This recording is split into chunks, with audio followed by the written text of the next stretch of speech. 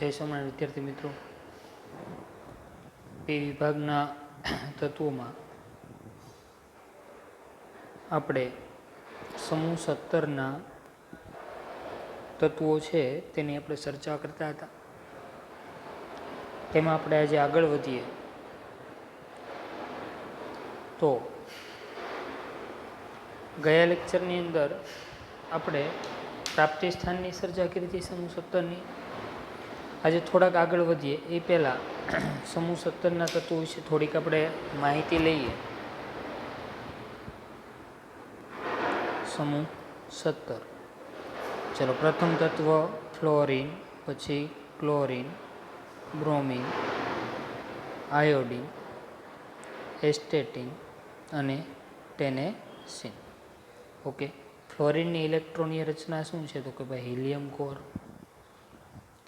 2s2 2p5, ક્લોરિનની neon core 3s2 3p5, bromine argon core 3d10 4s2 4p5, iodine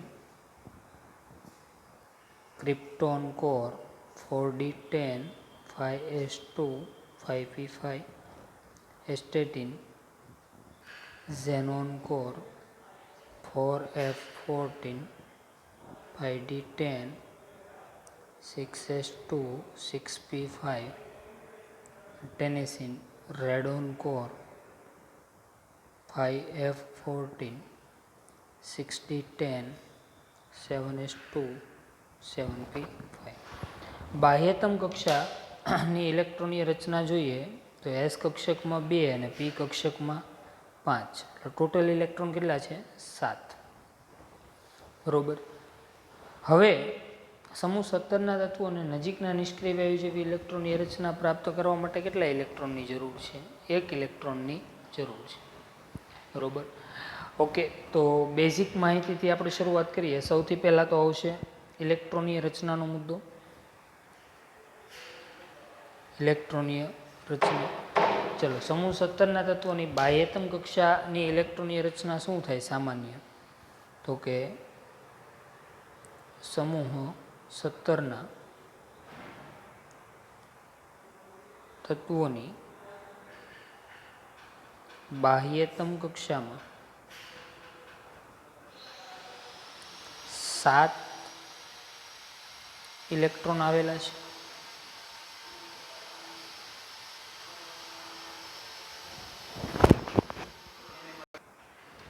તો પી વિભાગના તત્વોમાં સમૂહ 17ની સામાન્ય ઇલેક્ટ્રોનીય રચના શું થશે ભાઈ? તો કે ભાઈ સામાન્ય ઇલેક્ટ્રોનીય રચના ns2 np5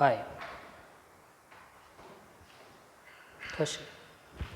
ઓકે, સમૂહ 17ને કેટલા ઇલેક્ટ્રોનની જરૂર છે? 1 ઇલેક્ટ્રોનની જરૂર છે. એટલે કે સમૂહ 17ના તત્વો છે 1 ઇલેક્ટ્રોન ઓછો ધરાવે છે સમૂહ 18થી, એટલે 1 ઇલેક્ટ્રોન મેળવશે. બરોબર.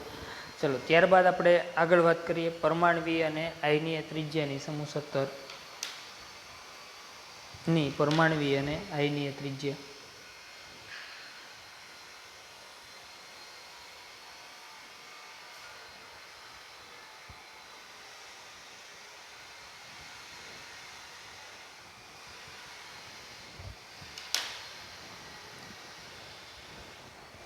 હેલોજન તત્વો છે આપણને ખબર છે આવર્ત કોષ્ટકમાં ડાબીથી જમણી જાઓ તેમ કદ શું થાય? ઘટતું જાય. અને કેન્દ્રીય વીજભાર વધતો જાય. એટલે આવર્તમાં છેલ્લે હોવાને લીધે તે ઓછી પરમાણ્વીય ત્રિજ્યા ધરાવે છે. બરોબર. ઉદાહરણ તરીકે આપણે લઈએ કે આવર્તમાં ડાબી બાજુથી જમણી બાજુ તરફ જતા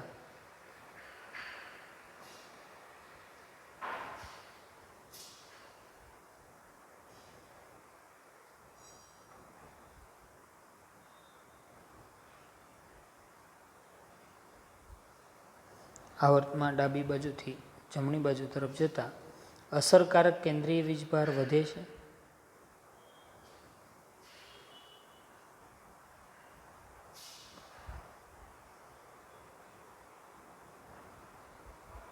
તેથી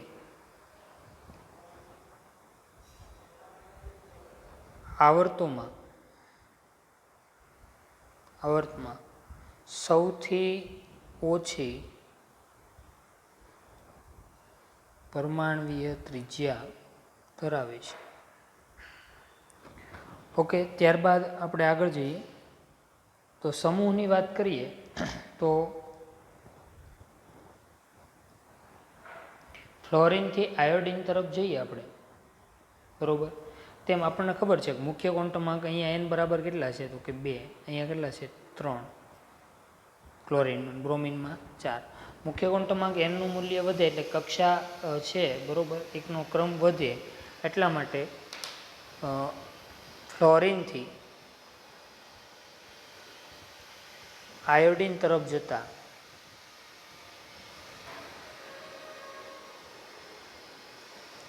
એટલે કે સમૂહમાં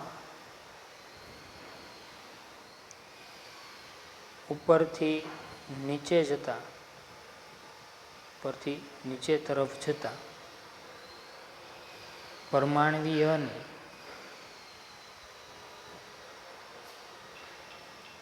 આયનીય ત્રિજ્યા વધે છે.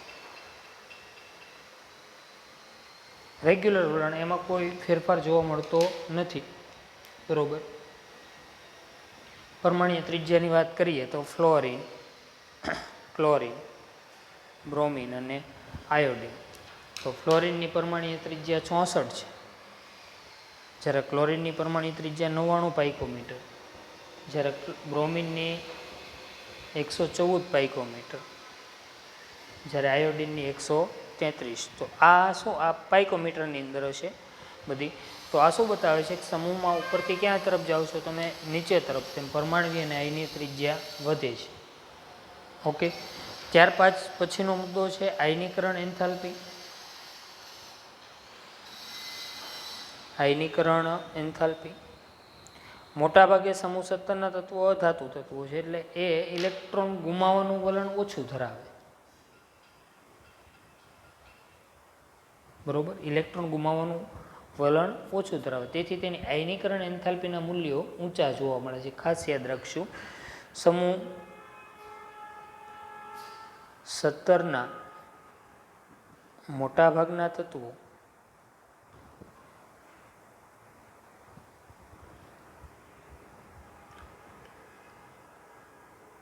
ઇલેક્ટ્રોન ગુમાવવાનું વલણ ઓછું ધરાવે છે. તેથી સમૂહ 17ના તત્વોની આયનીકરણ એન્થાલ્પી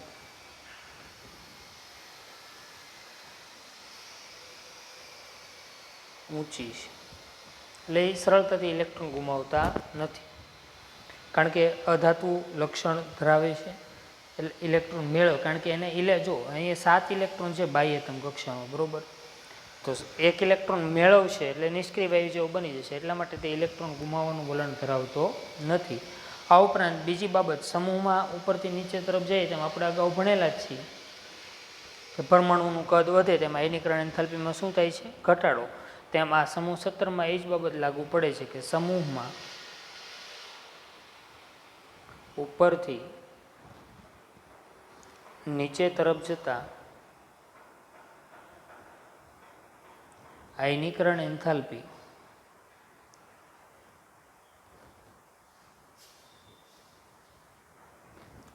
ના મૂલ્ય ઘટે છે.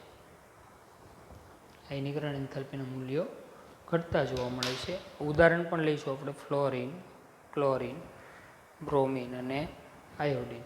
ફ્લોરિનની આયનીકરણ એન્થાલ્પી છે 1680 કિલોજૂલ પ્રતિ મોલ હોય છે, બરોબર. ક્લોરિનની 1256 કિલોજૂલ પ્રતિ મોલ હોય છે, બ્રોમિનની 1142 કિલોજૂલ પ્રતિ મોલ અને આયોડિનની 1008 કિલોજૂલ પ્રતિ મોલ જેટલી હોય છે.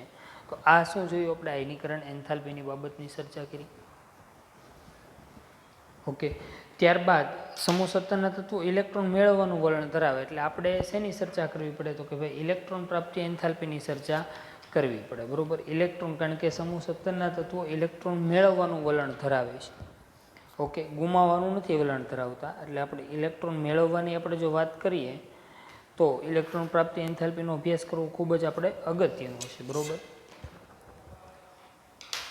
આખા આવર્ત કોષ્ટકમાં યાદ રાખજો, ખાસ ઇલેક્ટ્રોન પ્રાપ્તિ એન્થાલ્પી માટે બહુ જ પરીક્ષામાં પૂછાય છે. ઇલેક્ટ્રોન પ્રાપ્તિ એન્થાલ્પી તમને એમ કીધું હોય કે આખા આવર્ત કોષ્ટકમાં સૌથી મહત્તમ ઋણ ઇલેક્ટ્રોન પ્રાપ્તિ એન્થાલ્પી કયો સમૂહ ધરાવે? તો કે સમૂહ 17 છે, તે મહત્તમ ઇલેક્ટ્રોન પ્રાપ્તિ એન્થાલ્પી ધરાવે છે, બરોબર. કારણ કે તે ઇલેક્ટ્રોન સરળતાથી મેળવે, ઇલેક્ટ્રોન સરળતાથી મેળવે એટલે ઇલેક્ટ્રોન પ્રાપ્તિ એન્થાલ્પીનું મૂલ્ય કેવું આવશે? મેક્સિમમ, મહત્તમ આવશે. ઓકે, તો હેલોજન તત્વો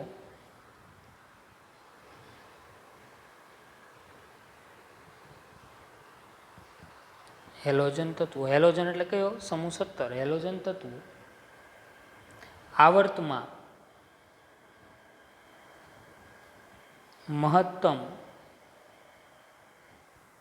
ઋણ ઇલેક્ટ્રોન પ્રાપ્તિ એન્થાલ્પી ધરાવે છે. આમ થવાનું કારણ કે આપણને સીધું જ છે કે સમૂહ 17 છે એની સામાન્ય ઇલેક્ટ્રોનની રચના શું છે? NH2NP5. એક ઇલેક્ટ્રોન મેળવી અને કોને જેવું બનવાનો પ્રયત્ન કરે? NH2NP6, નિષ્ક્રિય વાયુ જેવું, સમૂહ 18 જેવું. એટલે એ સરળતાથી એક ઇલેક્ટ્રોન શું કરશે? મેળવશે. અને જેટલી સરળતાથી ઇલેક્ટ્રોન મેળવે એટલું ઇલેક્ટ્રોન પ્રાપ્તિ એન્થાલ્પીનું મૂલ્ય કેવું આવશે? ઋણ. ઋણ મૂલ્ય એવું દર્શાવે છે કે ઋણ આયન બનશે ત્યારે ઉર્જા મુક્ત થાય, ઉષ્માક્ષેપક પ્રક્રિયા છે, બરોબર. હવે સમૂહમાં ઉપરથી નીચે તરફ જઈએ તેમ શું થાય છે? તો કે ભાઈ સમૂહમાં ઉપરથી નીચે તરફ જતા સમૂહમાં ઉપરથી નીચે તરફ જતા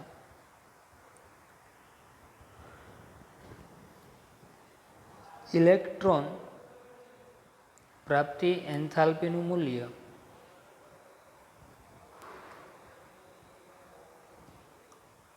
વધુ ઋણથી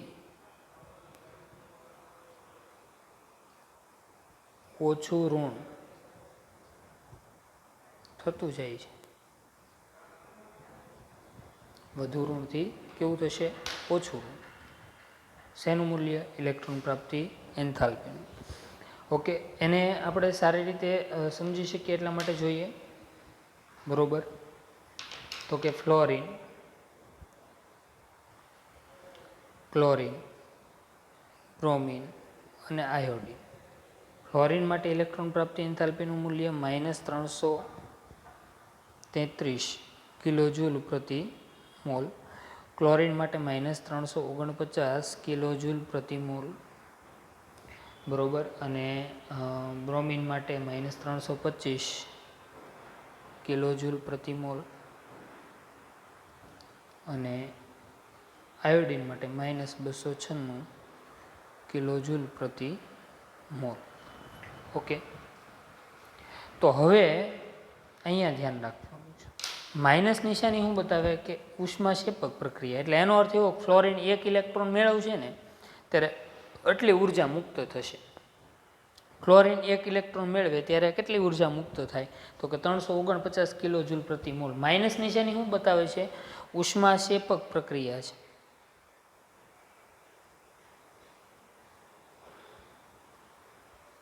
ઉષ્માક્ષેપક પ્રક્રિયા છે. ઓકે, ચાલો હવે આપણે આગળ જઈએ.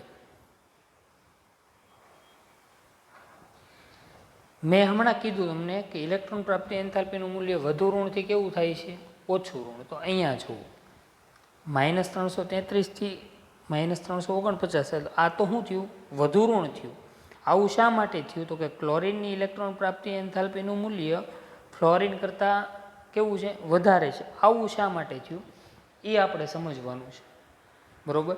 ચલો, ફ્લોરિન અને ક્લોરિન આ બેને ધ્યાનમાં લઈએ. ખૂબ જ અગત્યની બાબત. આખા આવર્ત કોષ્ટકમાં સૌથી હાઈએસ્ટ ઇલેક્ટ્રોન પ્રાપ્તિ એન્થાલ્પી ધરાવતું કોઈ તત્વ હોય ને તો એ ક્લોરિન છે, યાદ રાખજો.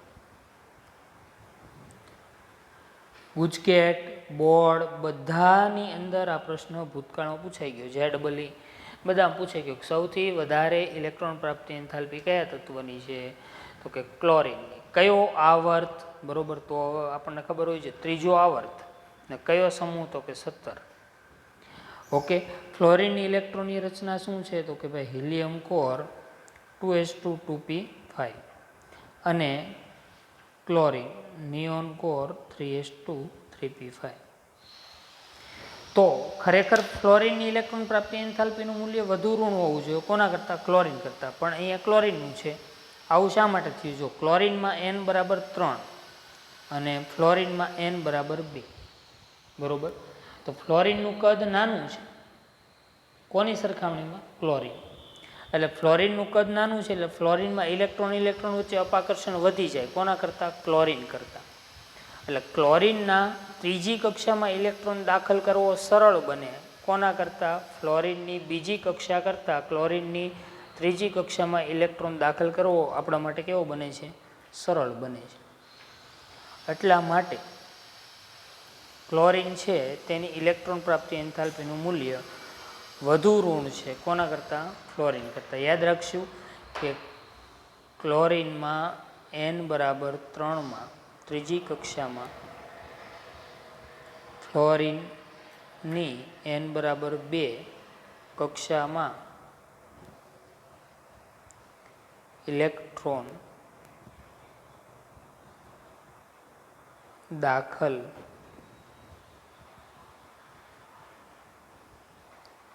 કરવો સરળ બને છે. એક જ કારણ, ફ્લોરિનમાં શું વધી જાય? ઇલેક્ટ્રોન વચ્ચેનું અપાકર્ષણ. અને એના કારણે ફ્લોરિનનું કદ નાનું અને ઇલેક્ટ્રોન વચ્ચેનું અપાકર્ષણ વધી ગયું.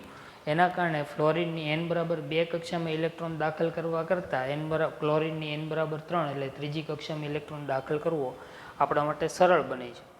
અને જેટલો સરળતાથી ઇલેક્ટ્રોન દાખલ થાય એટલી વધુ ઉર્જા મુક્ત થાય.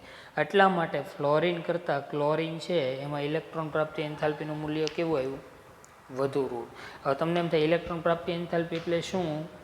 જ્યારે કોઈ તત્વ ઇલેક્ટ્રોન પ્રાપ્ત કરે ત્યારે મુક્ત થતી ઉર્જા, એને આપણે શું કહીએ છીએ? ઇલેક્ટ્રોન પ્રાપ્તિ એન્થાલ્પી. ઘણી આ તો સમૂહ 17માં તો ઇલેક્ટ્રોન પ્રાપ્તિ એન્થાલ્પીની પ્રક્રિયા ઉષ્માક્ષેપક છે. ઘણા અમુક તત્વો એવા હોય કે એમાં ઇલેક્ટ્રોન પ્રાપ્તિની જે પ્રક્રિયા છે એ ઉષ્મા શોષકે હોઈ શકે. બરોબર. એટલે એ બાબત ધ્યાનમાં રાખવું.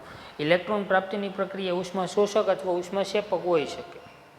પણ અહીંયા સમૂહ 17 માટે કેવી છે? ઉષ્માક્ષેપક. 1 મોલ ક્લોરિન 1 મોલ ઇલેક્ટ્રોન પ્રાપ્ત કરે એટલે આટલી ઉર્જા મુક્ત થાય. બરોબર. આખા આવર્ત કોષ્ટકમાં સૌથી વધારે ઇલેક્ટ્રોન પ્રાપ્તિ એન્થાલ્પી કયા તત્વની છે? ક્લોરિનની છે. બરોબર, યાદ રાખશું. ચાલો, ત્યારબાદ હવે આપણે વિદ્યુત ઋણતાની વાત કરીએ. વિદ્યુત ઋણતાનો મુદ્દો જોઈએ. બરોબર, સમૂહ 17ના તત્વો માટે.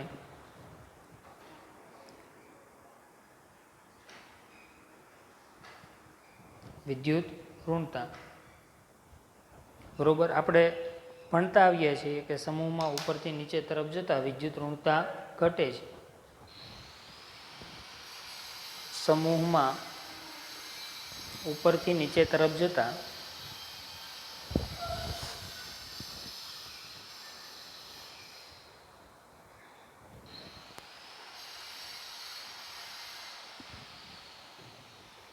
વિદ્યુત ઋણતા ઘટે છે.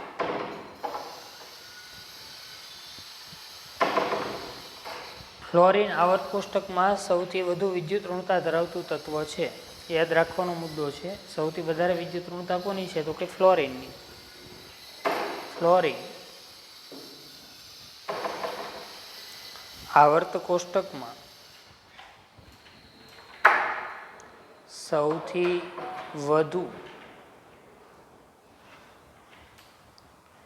વિદ્યુત ઋણતા ધરાવતું તત્વ છે. બરોબર. તો ફ્લોરિનની વિદ્યુત ઋણતા સૌથી વધારે છે.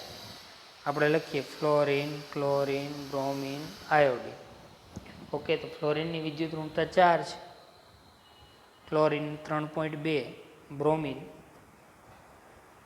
3.0 અને આયોડિન 2.7. તમે જોઈ શકો સમૂહમાં ઉપરથી ક્યાં જાઓ છો, નીચે. એમ સૌથી વિદ્યુત ઋણતાના મૂલ્યમાં શું થતું જાય છે, ઘટાડો થતો આપણને જોવા મળે છે.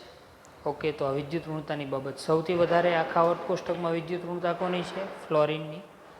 સૌથી વધારે ઇલેક્ટ્રોન પ્રાપ્તિ એન્થાલ્પી પૂછવું હોય તો કોણ આવે, ક્લોરિન. બરોબર. તો આ બે બાબત સમૂહ 17 માટે તમારે યાદ રાખવાની છે. બરોબર.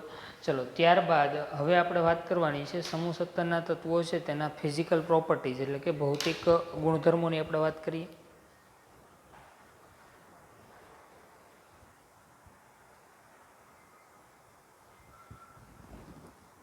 ભૌતિક ગુણધર્મો. સમૂહ 17ના તત્વો છે તેના ભૌતિક ગુણધર્મોની આપણે વાત કરીએ, ફિઝિકલ પ્રોપર્ટીઝ. તો સમૂહ 17ના તત્વોના ગુણધર્મોમાં ઘણું બધું વિચલન જોવા મળે. ઉદાહરણ તરીકે ફ્લોરિન, ક્લોરિન, બ્રોમિન અને આયોડિન. ઓલા આગળના બે એસ્ટેટિન ને ટેનેસિન તો કેવા છે, તો કે રેડિયો સક્રિય છે. ઓકે, ફ્લોરિન અને ક્લોરિન છે ને એ કેવા સ્વરૂપમાં હોય છે, એની ભૌતિક સ્થિતિ વાયુ સ્વરૂપ છે. બ્રોમિન છે એ કેવું તત્વ છે, એ પ્રવાહી અધાતુ છે, યાદ રાખશું અહીંયા. અને આયોડિન કેવા સ્વરૂપમાં હોય છે, સોલિડ ફોર્મમાં, ઘન સ્વરૂપમાં હોય છે. બરોબર. રંગની વાત કરીએ તો ફ્લોરિન છે ને એનો રંગ કેવો છે, પીળો છે, પીળા રંગનો વાયુ છે. ક્લોરિન લીલાશ પડતો પીળો રંગ છે, લીલાશ પડતો પીળો. જ્યારે બ્રોમિન લાલ રંગ અને આયોડિન જાંબલી રંગનો ઘન પદાર્થ છે. તો આજે આપણે ભૌતિક ગુણધર્મોમાં કઈ બાબતની ચર્ચા કરી તો કે ભાઈ ફ્લોરિન અને ક્લોરિન વાયુ છે, એમાં ફ્લોરિન પીળા રંગનો વાયુ છે, ક્લોરિન લીલાશ પડતો પીળો, બ્રોમિન પ્રવાહી, લાલ પ્રવાહી છે, લાલ રંગનું, અને કદાચ બ્રાઉન જેવો દેખાય બ્રોમિન, અને આયોડિન જાંબલી રંગનો ઘન પદાર્થ છે. ઓકે, એટલે સુધીની વાત કરી. વધુ આપણે આગળના લેક્ચરમાં આપણે ચર્ચાઓ કરશું. બરોબર.